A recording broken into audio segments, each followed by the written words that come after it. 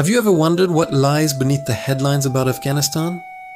Beyond the images of conflict and hardship, there's a deep spiritual river that has flowed through this land for over 1,000 years. This is the story of Sufism in Afghanistan, a path of love, poetry, and divine connection that has shaped the very soul of its people. So what exactly is Sufism? Imagine it as the mystical heart of Islam. It's not a separate sect, but rather an inner, spiritual dimension focused on a personal journey towards God. For Sufis, the goal is to cleanse the heart, purify the soul, and experience a direct, loving connection with the divine. In a region like Central Asia, a crossroads of empires and ideas, Sufism became a powerful force. It offered a deeply personal and accessible form of faith that resonated with people from all walks of life, from kings to commoners. It spread not through conquest, but through the magnetic pull of its saints and the beauty of its teachings. And Afghanistan has been home to some of the most luminous figures in the Sufi world. Let's travel back to 11th century Herat, a city of stunning turquoise domes. Here lived Khwaja Abdullah Ansari, known as the Sage of Herat. He wasn't just a scholar, he was a master of the heart. His famous prayer, "O God, I am a particle of dust and you are the boundless sky," captures the essence of Sufi humility and longing. His shrine in Herat is still a place of pilgrimage, a sanctuary where people come to feel a sense of peace and connection to this great master. Centuries later, in the Pashtun highlands near Peshawar, another giant emerged, Rahman Baba.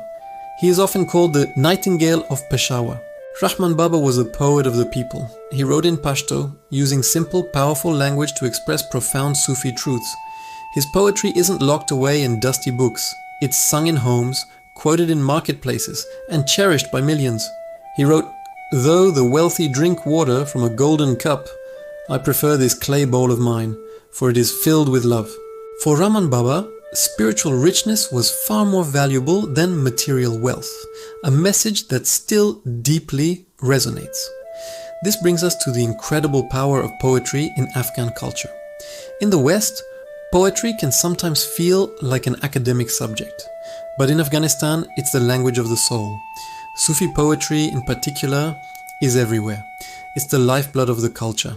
The verses of masters like Rumi, who was born in what is now Afghanistan, Hafiz, and our own Rahman Baba are not just read, they are lived. They use metaphors of the lover and the beloved, of wine and intoxication, to describe the soul's yearning for the divine. When an Afghan quotes a line of poetry, they are often tapping into this vast reservoir of Sufi wisdom, expressing feelings of love, loss, hope, and spiritual longing that words alone cannot capture. But where did this spiritual life unfold? It happened in places called khankas. A khanka is a Sufi lodge, but it's so much more than just a building. Think of it as a combination of a monastery, a community center, and a spiritual university. It was a place where Sufi masters or sheikhs would live and teach their students, known as murids. People would gather here for collective dhikr, the ritual remembrance of God, often involving chanting, breathing, and sometimes movement, to induce a state of spiritual ecstasy. Khankas were also centers of charity, providing food and shelter for travelers and the poor. They were beacons of learning and culture, preserving knowledge and offering guidance to the entire community.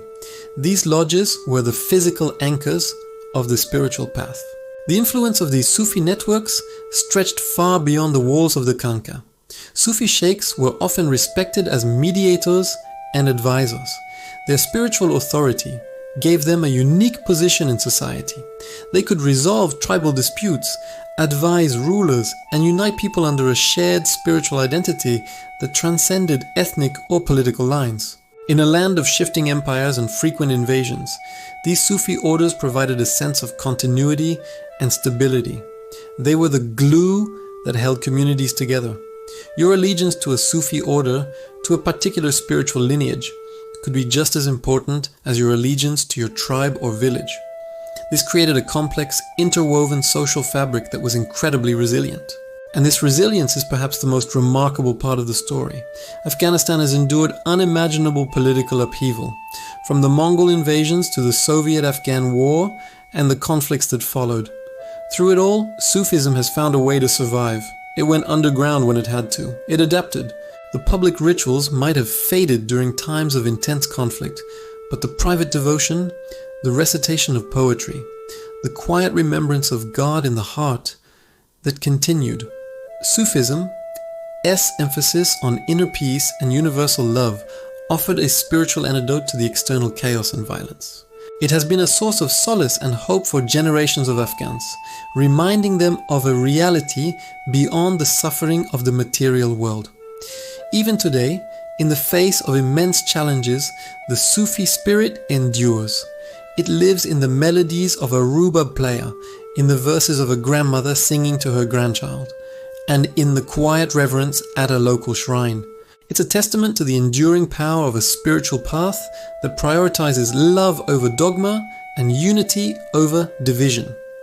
The story of Afghanistan as Sufi mystics is a powerful reminder that even in the most broken of places, the human spirit continues to search for light, for beauty, and for a connection to the divine. Thank you so much for joining me on this journey into the spiritual heart of Afghanistan.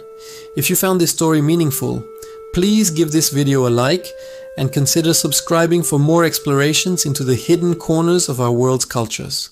See you in the next one.